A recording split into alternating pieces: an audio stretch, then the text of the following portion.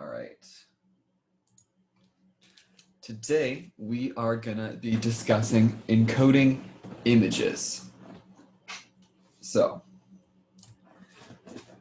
last class, we talked about how we can encode text in binary, which is gonna let us store things like words and sequences of words in our computers. Today, we are gonna discuss how computers store images. Just like with text, we need to figure out some way to break an image down into numbers, because all that the computer can store is numbers in binary. So the best way to accomplish this is using something called pixels. I'm sure you've all seen images before. As we get closer and closer, if I zoom in and then zoom in again, you can see there are little squares of color here. Each of those little squares of color is called a pixel. So all images that are stored in computers are just a grid of differently colored squares called pixels. And the position and the color of each pixel can be encoded using some number, which is going to let us store all of the information about an image using only numbers. So let's do a very simple pixel encoding. And the simplest way we can do is using just 0 and 1, using just binary. We will cover color later today, so hold tight, we're going to talk about colors. But if I encode 0 to just mean black and 1 to just mean white, we can make simple pictures. So if I have this grid of pixels, each of them has the code 1 in them, I'm going to get this output. It's a completely white canvas.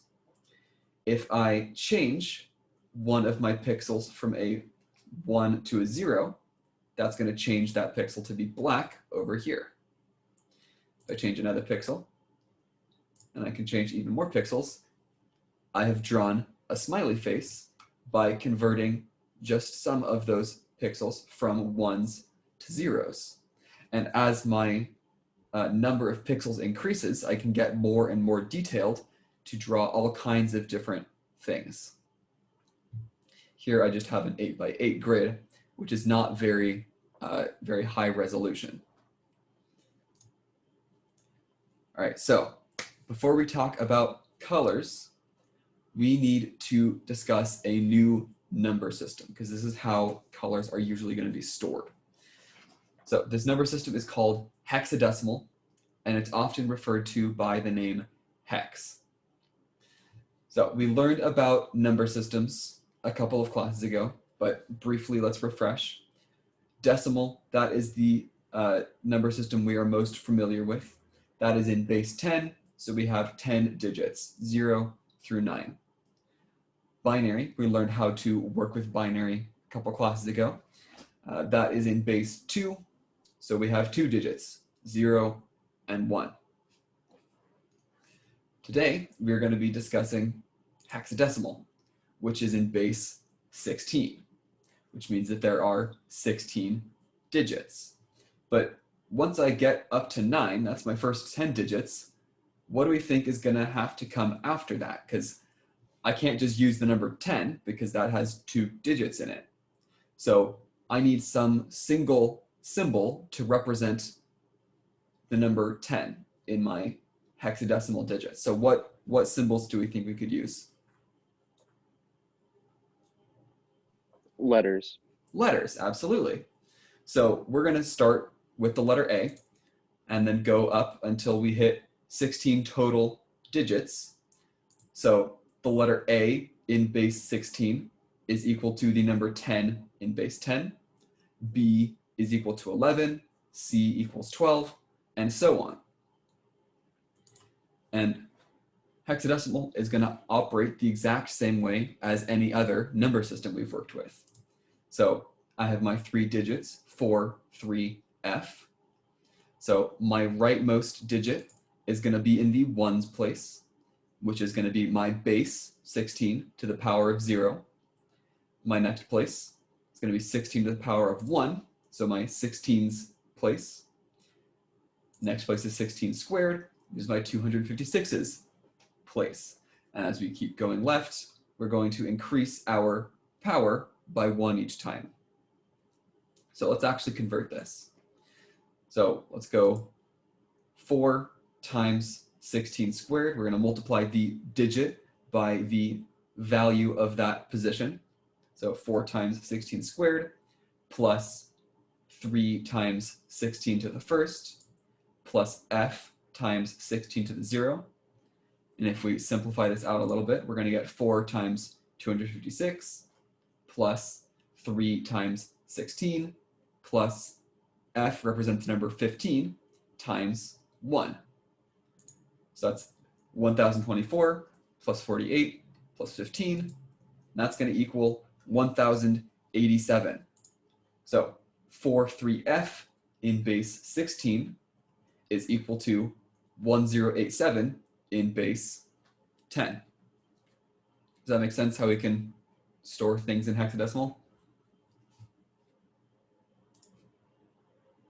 Cool. All right.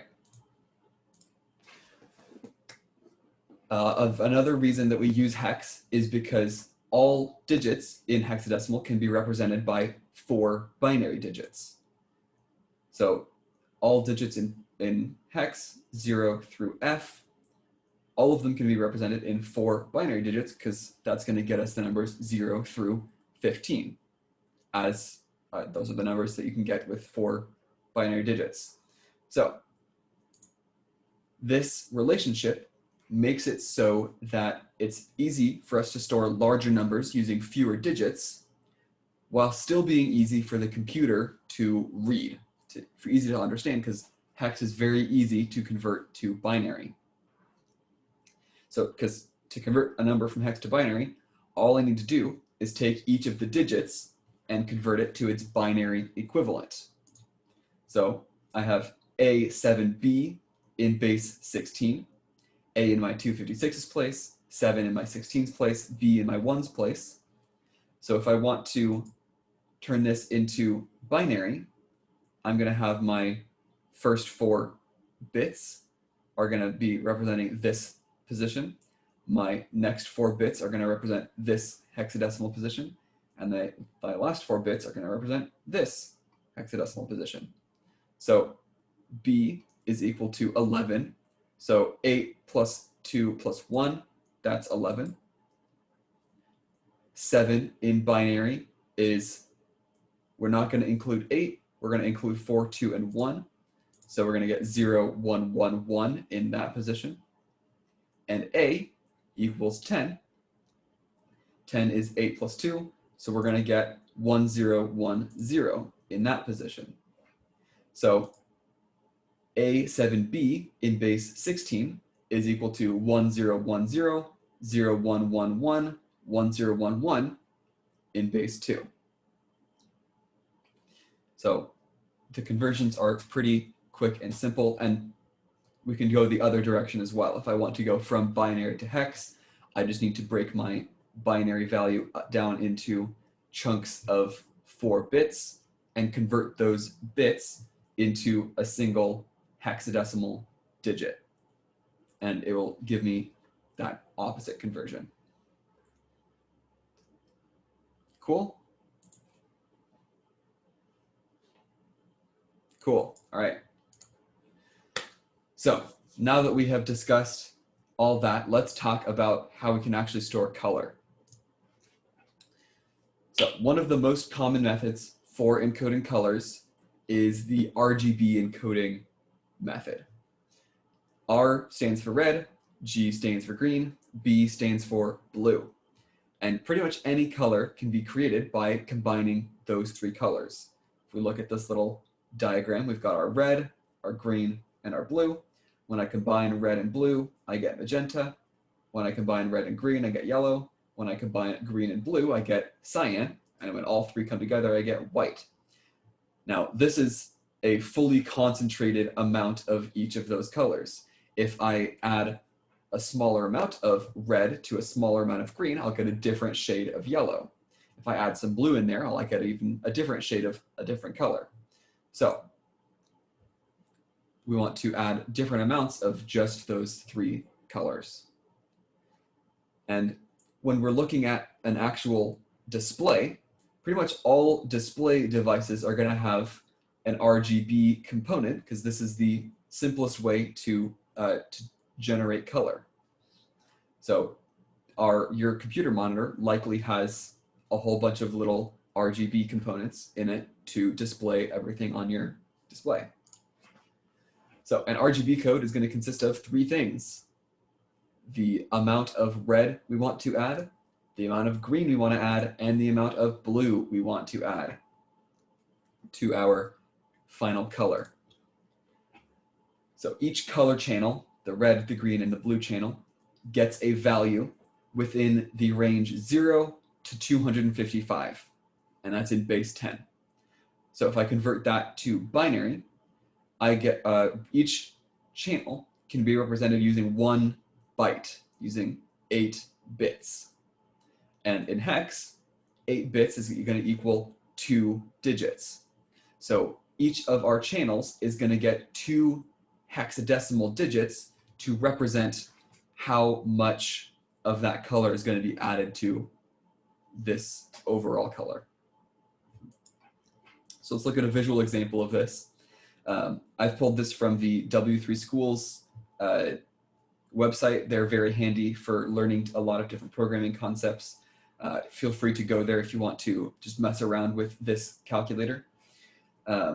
So here I have my red, green, and blue sliders. Currently, they're all set to 0. When everything is 0, there's no color being added at all.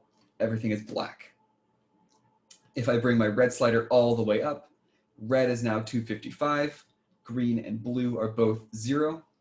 So if I look up here, my RGB, I have 255 in the red spot, 0 and 0 in the green and blue. 255 in hex is FF. We're maxing out that hexadecimal value. So we have our maximum red, no green, and no blue. If instead I minimize my red and increase green and blue to the max, I've got my RGB 0, 255, 255. That gives me cyan, and my hex code is 00, FF, FF. I have no red, lots of green, lots of blue. Something to note is when I have a color hex code, an RGB code, usually it's going to start with that hashtag symbol, with that pound symbol. That's just the convention for RGB hex codes. Now, I don't have to set each slider all the way to the top or bottom. If I put each of them in the middle, I could get any color I want. I can find purple, I can find yellow, I can find orange, I can find teal, I can find all kinds of different colors by mixing different amounts of each of my 3 colors. So, with this in mind, we are able to create sequences of binary or hex that are going to represent pixels on our canvas. That's what we're going to be working on today. So what would this sequence look like? I have FF0000, 00FF00, 0000FF. So what are these 3 pixels going to look like?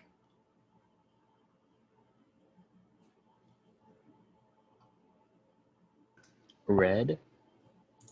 Yep. Green, and then blue. Yep, red, green, and then blue. We have a lot of red, a lot of green, and then a lot of blue. So within each code, I've got the red section, the green section, and the blue section. So if I add another pixel, 000000, include that with 4, all zeros, that's going to give me a black pixel because there's no color being displayed at all. If I bring all of my sliders all the way up, if I have FF, FF, FF, what color is that going to be?